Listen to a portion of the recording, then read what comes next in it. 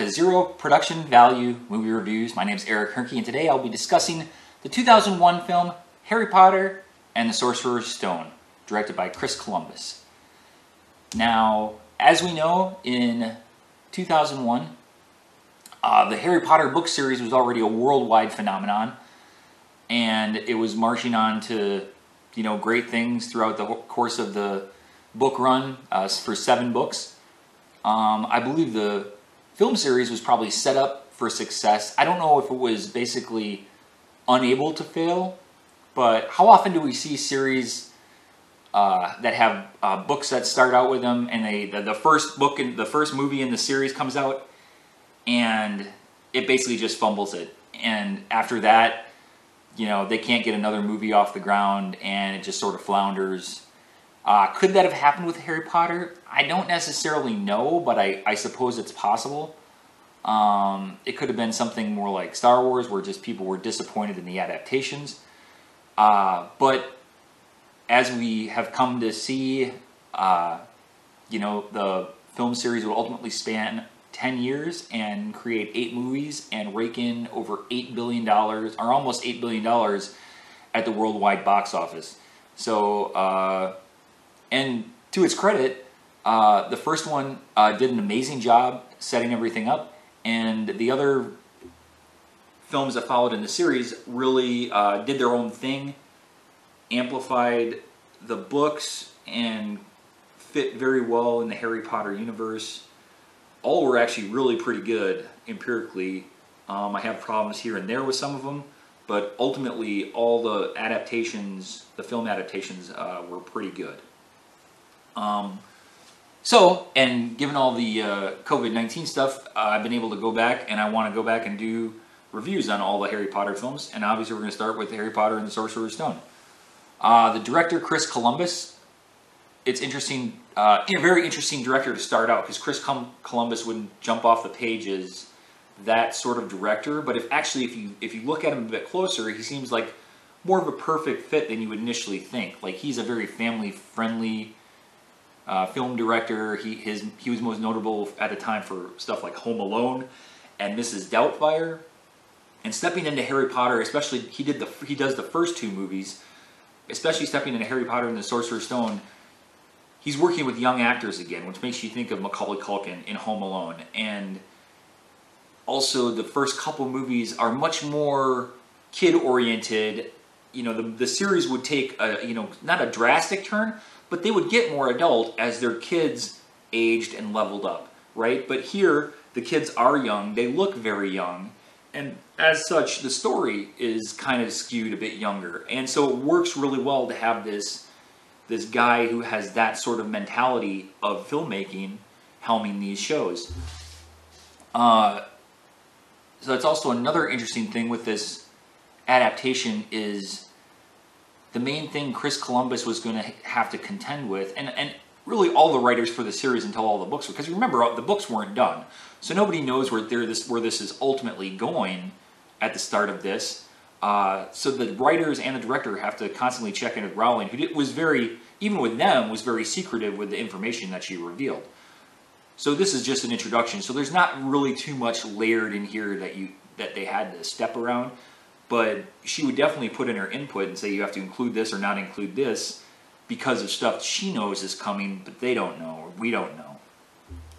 So in any case, also the brilliant thing, the pass-fail, the huge weight that's on this film's shoulders is that everything that occurs afterwards has to build from here. This is setting the foundation, and the foundation for this was going to need to be strong and rock solid in order to carry the weight of what Harry Potter should become, and ultimately we know did become. So a lot of that starts with casting, right? And I mean, it's literally perfect. Like, I mean, if you look back at it, some of the most perfect casting you could ever possibly think of, from the 3 main lead unknowns at the time, with Daniel Radcliffe as Harry, Rupert Grint as Ron, and Emma Watson as Hermione.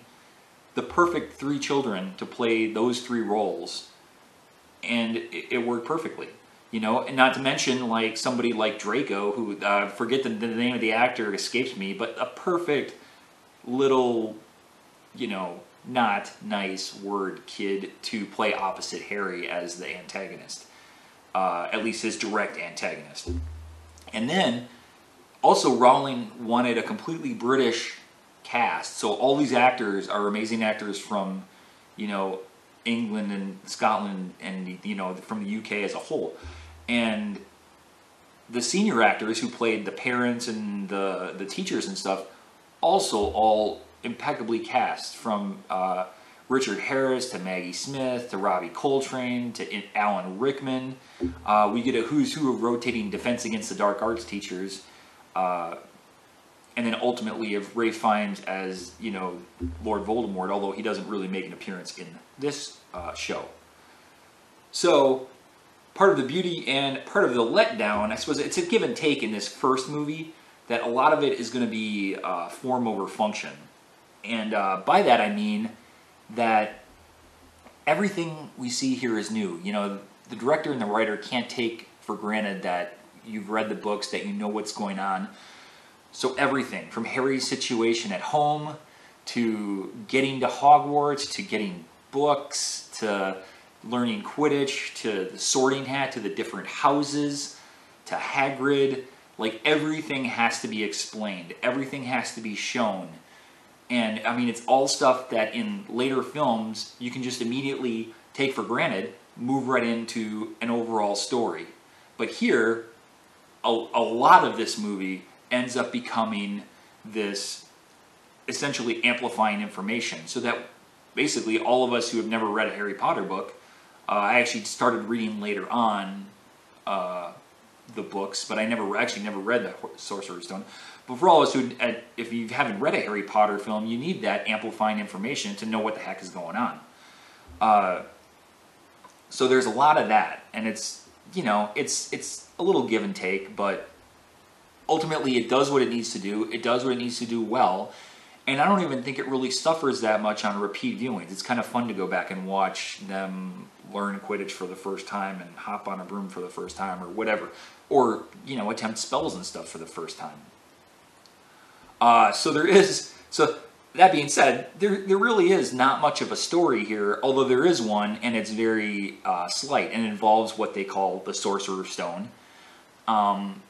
It takes the form of essentially a kid sleuth sort of story, like in the midst of all the learning everything about the Harry Potter world and Hogwarts and all that stuff. There's this thing that Hagrid gets from a vault when he's bringing Harry Potter to Hogwarts, and the kids, our three kids, who are like three Nancy Drew Hardy Boys, they're actually like the Hardy Boys and Nancy Drew, that's like a perfect analogy. They end up stumbling on clues and stuff to figure out what this Sorcerer's Stone is and who may or may not be looking for it. Ultimately, they figure out it's a stone. I don't think there can be many spoiler reviews. I don't know. This is not going to be too spoilery, but if you don't know this story by now, you know, what are you doing? I don't know. In any case, so they figure out that this stone is hidden somewhere in Hogwarts. They figure out that it's being guarded, and they figure out that somebody's looking for it, and they take it upon themselves to go, you know, stop the person who's trying to get it from getting it. And ultimately, there's a nice little twist as there seems to be a very clear, you know, and as a lot of people who are watching this have probably watched the whole series, and I don't want to give it away, but obviously the Snape is the head of Slytherin House, which is the bad house, and he is constantly Harry Potter's, like, whereas Dumbledore is his sort of mentor and protector in the staff ranks, along with Maggie Smith, who's the head of his house. Then there's the Alan Rickman character, Severus Snape, who is like the antagonist and the head of Slytherin House, and he seems to represent everything that Harry Potter is fighting against. And obviously we know that comes to a little twist at the end of this, and we get our first peek at Lord Voldemort, or as they call him, He Who Shall Not Be Named, because they think by invoking him, it somehow gives him power. Harry Potter seems to take an opposite and saying, like, by giving him that respect of not naming him, you're giving him that power. So, but yeah, that little story wraps up, and that's encased in there. And it's a pretty good story, but it's very simple. It's not really the trick here is laying all this foundational stuff in a still fun and interesting package that makes you want to watch it. And it all worked out really well here. From like I said, from the cast to the production design is amazing. John Williams, I mean, incomparable John Williams, probably when all is said and done, one of the best film composers we've ever had. And he does it again, creates an excellent theme for Harry Potter, and does an amazing job. So that pretty much sets up, like I said, everything that comes to be. And the Harry Potter series goes on to 8 pretty incredible films and a massive, massive haul of dollar bills. So good job on Christopher Columbus for making everything be that way. And I gotta say, I'm not a strong Harry Potter fan, but I can sit down and watch the films and enjoy the story. And for me, it's the perfect start to it. And I don't even remember if I saw this. I probably didn't go see this in the theater. But still, overall, I give Harry Potter and the Sorcerer's Stone an A. It's a perfect start to what will be an amazing series. It's not all rainbows and sunshine and kittens, but this is a very good start. So that's my discussion of Harry Potter and Sorcerer's Stone. Thanks for watching, and I'll try to get some more content out soon, and especially more of these Harry Potter movies as I go through all 8 films. Thanks for watching. Take care.